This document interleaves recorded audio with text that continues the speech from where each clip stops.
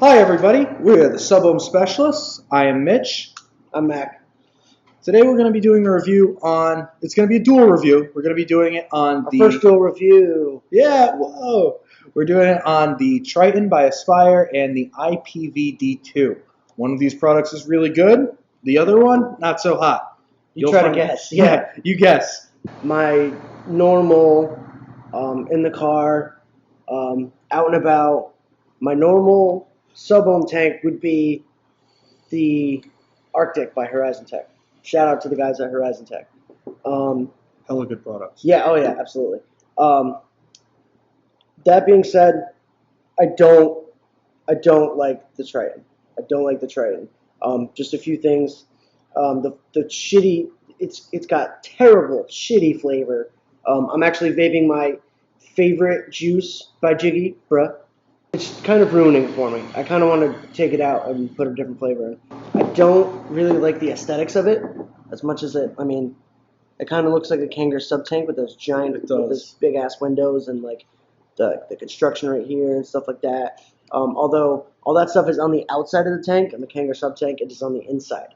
So yeah, it does make it a lot more durable. This might be okay if you were construction, as long as you're not looking for things like good flavor or vapor production or an easy way to fill it. It has a really innovative top fill idea that closes off the juice flow channels to the coil, but up top is kind of where they went wrong. We'll get a little bit more in depth with that when we do the up close on. D2, man. This thing, really nice. Clamshell style door, slides off from the bottom, or if you can get in there, you can pull it off from the back, pushes on. These things are really nice. Nice, small form factor. It's about the same size as like a VaporShark RDNA 40. The difference is this one's rounded. It's going to be a little bit more ergonomical in your hand. It's a 75 watt device in Kanthal or nickel or nichrome.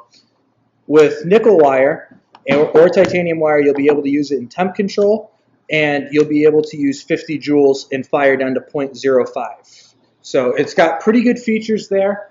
I only have one gripe with it, which is accuracy related. Using it next to an RDNA 40 with an authentic DNA 40 board, and using it next to my Opus 200 with the DNA 200 board, I've noticed the temperature control, it does a really good job limiting it, but it has a little inaccuracy where it's firing a little bit colder than what it should be. Not really a big deal. It still works. You can always crank the temperature up and get that same vape. Yeah, I run it up right about 572. I feel like it's at 50 joules. It's enough at that high temp to mimic like my normal vaping style on a regular RDA. I do enjoy the cloud production I get off of it. And the flavor is really good. And I'm never gonna burn it with my Arctic, but it runs this Triton pretty good. I mean, 55 watts on an Atlantis coil, good for 80. It's all right. It tastes kind of burnt. Yeah, so I think we're good to go. See what's good under the hood of the Aspire Triton and the iPV D2. So we are up close with the iPV D2. Now this is my slightly used for about a month. Let's get some of the inside guts. So it comes with a warranty card, which, I mean, this is a good product, but this is Pioneer for you, so you should probably fill out the warranty card. Comes with a nice and fairly understandable user manual, but, I mean, let's be real. China doesn't really know how to use Google Translate that well. So that'll be nice and almost understandable. And then it also comes with a charger. Go boom. Now, I don't condone this type of behavior. Usually. No, I don't like the charging port on the bottom at all. Sorry, I just completely missed the entire video. Oh, I thought you were talking about the actual charging port, like the style of it. No, well, I don't like that. I don't like that. That's stupid. Why make it different than my phone, you know? And then just being on the bottom, that sucks. Kind of makes me mad because then I can't set it down when it's charging. So it's completely metal construction. I'm not entirely sure what kind of metal. I didn't really do much interweb research on this. Nice little, that's the only piece of branding on the entire product. Fine by me. It's actually covered up by this nice silicone case that it does come with. Now you can already, this has only been out for about a month now, a month and a half now. So already you can get tons of skins for it online, anywhere from $3 to $10, and you can buy new silicone cases for it in every single color you could possibly think of. But the really cool wow factor for me is how small it is. Now this is the D2 next to an iStick 30 watt. Now you can only just see just a tiny bit of the D2 right here, and then just look at that. And I mean, the contour is just about the same. It fits really nice in your hand. And I mean, after a while, it is black, so it will get that atomizer ring right on the top there, like pretty much every painted mod does. But I mean, honestly, I really do like this device, even though it may be a little bit inaccurate at times. Still performs great. It still works great. I mean, even though it might be inaccurate, it still works great in every aspect. I mean, I can blow the doors off with my Arctic if I want to at 75. I mean, it's not going to be 100 watt vape, but you know, maybe if I put the 0.5 coil in, bump up the voltage a little bit, I'll get a little more balls out of it, really. So 5 clicks, you can go from power, exit, jewel, keep clicking the fire button, set the temp. Coil, it does titanium also, which is really cool. I mean, not a lot of sub-ohm coils being made with titanium currently, but if you build an RDA, you'll be able to use it with with titanium. But yeah, I mean, all the way up to 75, all the way down to, sorry, it's just taking a little bit, 7. Yeah, so it is really nice. It's really nice in your hand. You know, very ergonomic shape. Yeah, very ergonomically shaped. And as you can see, my Arctic is just about as tall as it. You know, and for reference, this is it next to Mitch's RDNA 40. It is beat up though. That's my go-to, like, on-the-go mod. On the go down a friggin' mountain. On Jesus the go, Christ. Fucking everywhere. I take it with me when I go snowboarding. When you go on Survivor. When I go four-wheeling, I take my Vapor Shark with me everywhere. And if the D2 had a little bit better finish on it, I'd probably be taking that with me also. But the whole hard metal thing kind of scares me. I usually would recommend keeping the silicone sleeve on just for dent resistance. Yeah, it is pretty good. I don't know what China uses for metal. It's probably not very good. It's probably not. Yeah, so something like this is really cool. Now, get into the Triton. Oh, yay. Awesome. Mitchell gets to do this one. He's pretty pumped. Oh, yeah. I'm so fucking stoked for this Triton. All right, so what we got here is a Triton tank by Aspire.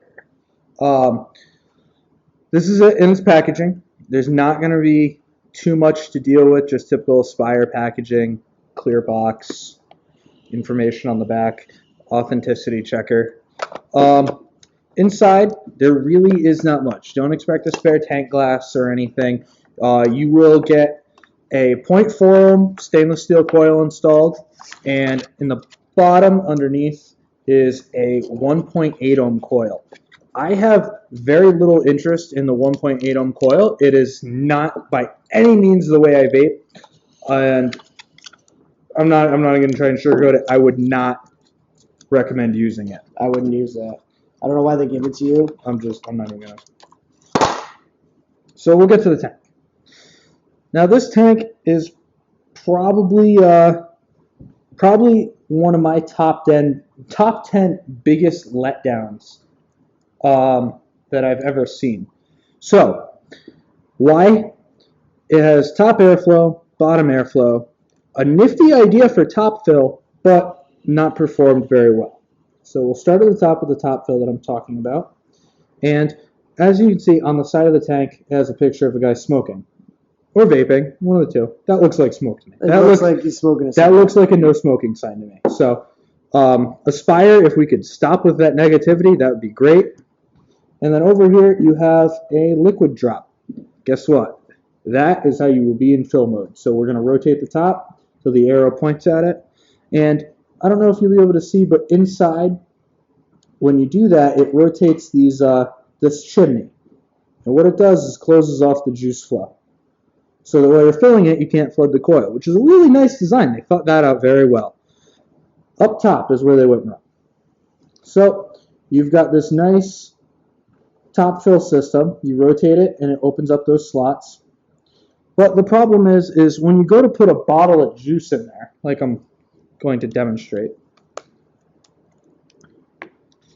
you can't get the bottle down. Like this is a blunt tip bottle. If you've ever used like Namber juice or you ended up with Epic Cloud, shout out Green Clouds. Yeah, shout out to Nick. If you ever used any juice like that with that wide blunt tip, good luck filling it. You're kind of going to have to like drip it down the side and hope it runs into the tank, which it will. But any leftover that sits up there will end up directly in your mouth. So that's kind of a really big con for me. Yeah, good idea, Aspire. You had a really good idea, and you didn't execute it very well at all. Literally, if they just combined those two holes, it would have been okay. Yeah, it probably would have been fine if they just made it a little bit bigger, kind of like the Zephyrus does. But we're not here. We don't say that here. We're not here to talk about the Zephyrus. Inside, you unscrew the base. You're going to have a full stainless steel enclosure. There is no way to take this apart to clean it. So if you have a juice in there that's stuck, well, I hope you liked it, because it's there. Forever. And if you're one of those people that want to try and fill it up while you're replacing a coil, yep, you're SOL. There's literally there's no way like that super needle tip bottle. There's no way you can kind of scoot through one of the juice flow holes. There's no way. You're kind of fucked. Down here, you have your airflow control in the base and a coil. Now, this is the 0.4 ohm stainless steel coil. Yeah. You can run it at higher wattages than it's recommended, but don't expect any better vapor production. Don't expect any better flavor. It's just going to get warmer. Now, the nice thing is this is backwards compatible. You can use it with Atlantis coils. The Atlantis coils vape significantly better in it, but it doesn't change it that much. The flavor's still kind of shitty. The vapor production still isn't there. It's literally just vaping on an Atlantis V2, which I wasn't impressed with. As you can see down here, you have a lot of airflow coming through the coil, which that's great, but you need a coil that can kind of push the vapor out. If you're a DNA 200 user and you've got the TCR set for stainless steel, you might like this because you can set the temperature with it. But I haven't messed with it because I really don't think I should have to set up temperature control on a stainless steel coil in order to like a tank.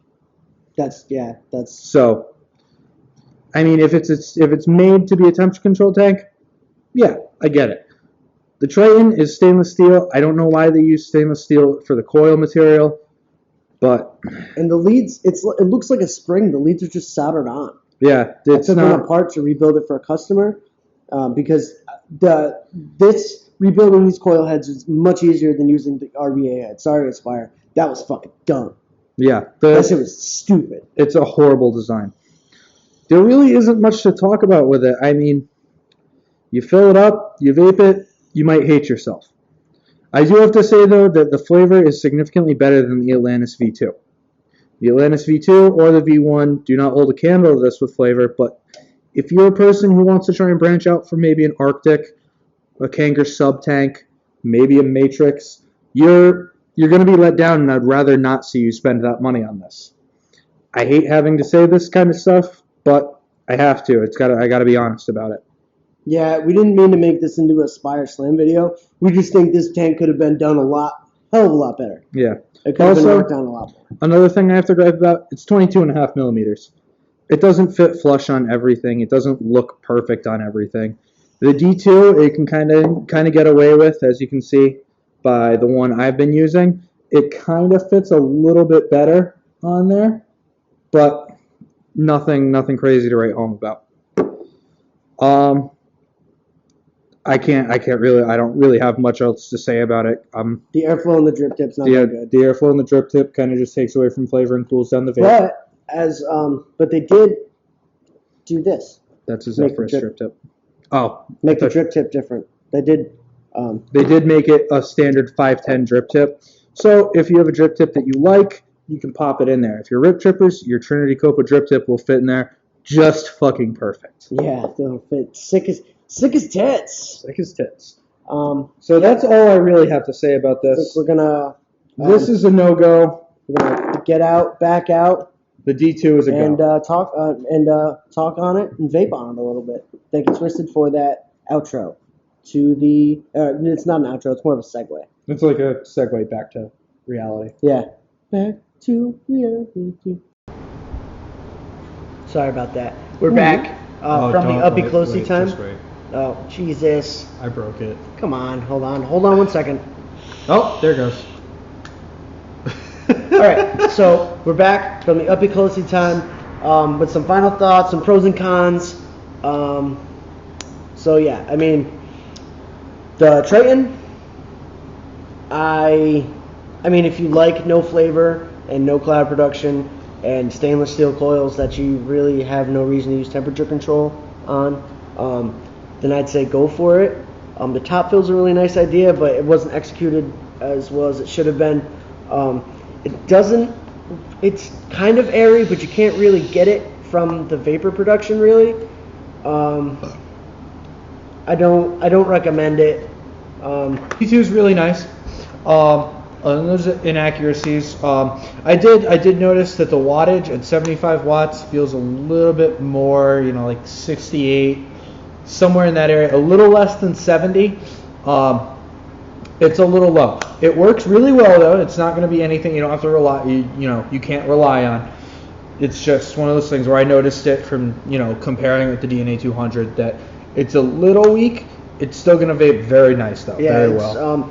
I usually vape right around 550.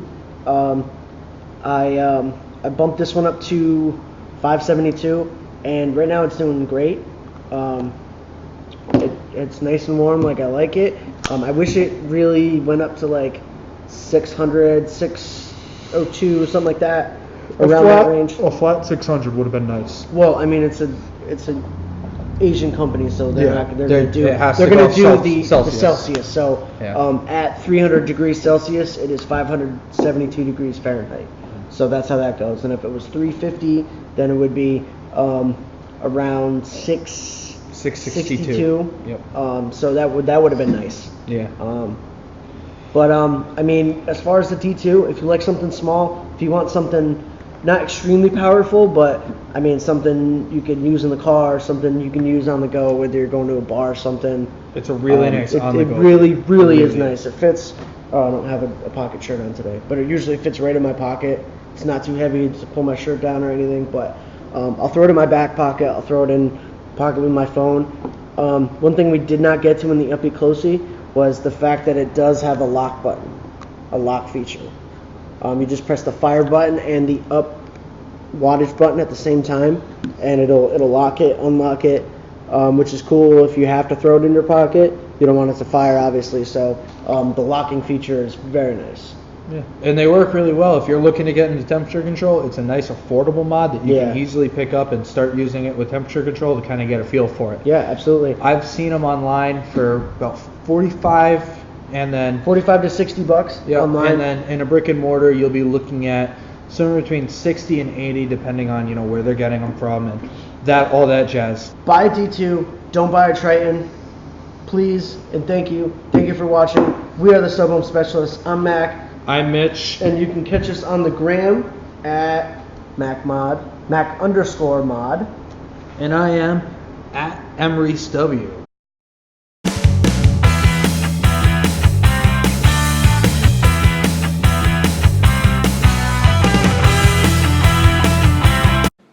Hi guys, this is Mitch from Sub Home Specialists. I'd just like to thank you for watching our video. Please like, comment, and subscribe.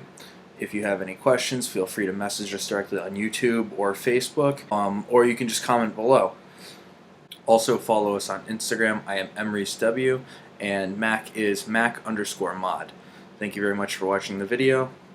We'll catch you next time.